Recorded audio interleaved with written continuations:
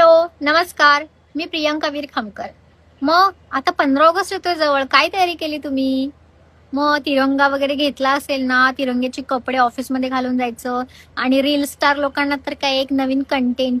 15 August जवळ येतो तर मग काय देशभक्ती त्यांची अशी उतू जाईल है ना. म्हणजे 15 ऑगस्ट आणि 26 जानेवारी हे 2 दिवस असे आहेत की तिथे देशाची आठवण येते. 15 ऑगस्ट 1947 रोजी आपला भारत परकीय राजवटीपासून मुक्त झाला. जवळजवळ 80 वर्ष आता पूर्ण झालेत ह्या येत्या 15 ऑगस्टला. 80 वर्ष. आणि ह्या 80 वर्षामध्ये खरंच देश स्वतंत्र झालाय का?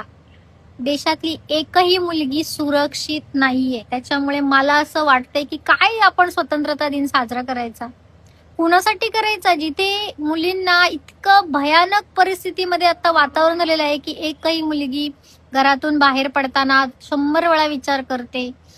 मुलगी जन्मली तरी त्या आई बापाला घोर. डायपर मधली मुलगी सुरक्षित नाहीये, दूध पिणारी मुलगी सुरक्षित नाही. त्या नसरापूरच्या केसमधून अजून आपण बाहेर नाही पडलो आहोत. जो नराधम आहे, जो म्हातारा, त्याला शिक्षा तर घोषित केलेली आहे फक्त, पण त्याच्यानंतरही बरेच टप्पे असतात. त्याच्यामुळे फास्ट ट्रॅक वरती किती पण न्यायालयीन प्रोसिजर चालू झाल्या तरी पण त्या कुठेतरी थांबत चालू असतात. त्याच्यामुळे तो अजूनही जसं काही सरकारचा जावई आहे असा बसून निवांत तिथे खातपीत आहे आपल्या पैशांच्या जीवावरती. त्यामुळे त्याला शिक्षा कधी होणार माहित नाही. म्हणजे ऍक्च्युअल फाशी, नुसती शिक्षा घोषित करून चालत नाही. आणि इतरही रोज इतक्या भयंकर प्रमाणात केस ऐकायला मिळत आहेत ना, त्यावरून अक्षरशः बातम्या ऐकायला मन तयार होत नाही. सकाळी उठली की नवीन केस, सकाळी म्हणजे रोज सकाळपासून संध्याकाळपर्यंत काय काय न्यूज ऐकायला मिळते. धस होते मनात नुसतं की आपण विचार करून आपण हे होतं लोक कशा प्रवृत्तीचे झाले आहेत. त्यांना कितीही शिक्षा द्या, मला नाही असं वाटत की कुठलं शिक्षा कायदा कडक केल्याने हे थांबणार आहे.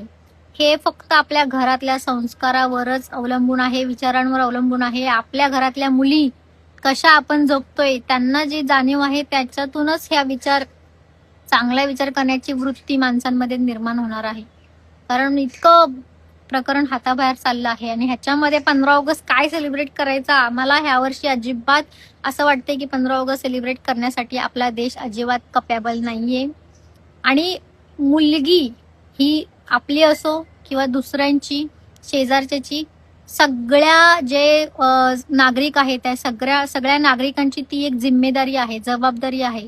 त्यामुळे जिथे पालकांनी सुद्धा कोणावरही विश्वास ठेवायचा नाही. कोणी घरचा असू द्या, किती जवळचा असो, कोणावर नाही विश्वास ठेवलेला बरा. कोणी तुम्ही असो, नाही आमचा विश्वास तुमच्यावर नाही ठेवायचं. किती महत्वाचं काम असो, आपल्या पाल्याला कुठेही धोक्याच्या ठिकाणी सोडायचं नाही, कुणा विश्वास ठेवायचा नाही. होता होईल तेवढी काळजी तुम्ही स्वतः घ्या. त्याच्यानंतर जेथे कोणी नागरिक असेल त्यांना कुठेही संशयास्पद गोष्ट दिसत असेल, त्यांनी त्वरित तिथे दखल घ्यावी. असं नाही की मला काही करायचंय, माझी मुलगी आहे का, माझ्या घरातली आहे का, माझे नातेवाईक आहे तरच. अरे तुम्ही एवढे प्रगल्भ समाजामध्ये जगत आहात आजकाल, त्यामुळे तुमचंही तेवढंच कर्तव्य आहे. तुम्हाला कुठेही चुकीची गोष्ट दिसली तर ती निदर्शनास आणून देणे, त्याच्यामध्ये इन्व्हॉल्व्ह होणं, दखल घेणं, हे आपल्याला प्रॉपर आपण बोलू शकतो की सामाजिक भान असणं, व्यवस्थित समाजामध्ये राहणं, दखल घेणे कुठल्याही चुकीच्या संशयास्पद गोष्टीची. त्यामुळे ह्या सगळ्या गोष्टींची तितकीच काळजी घ्या.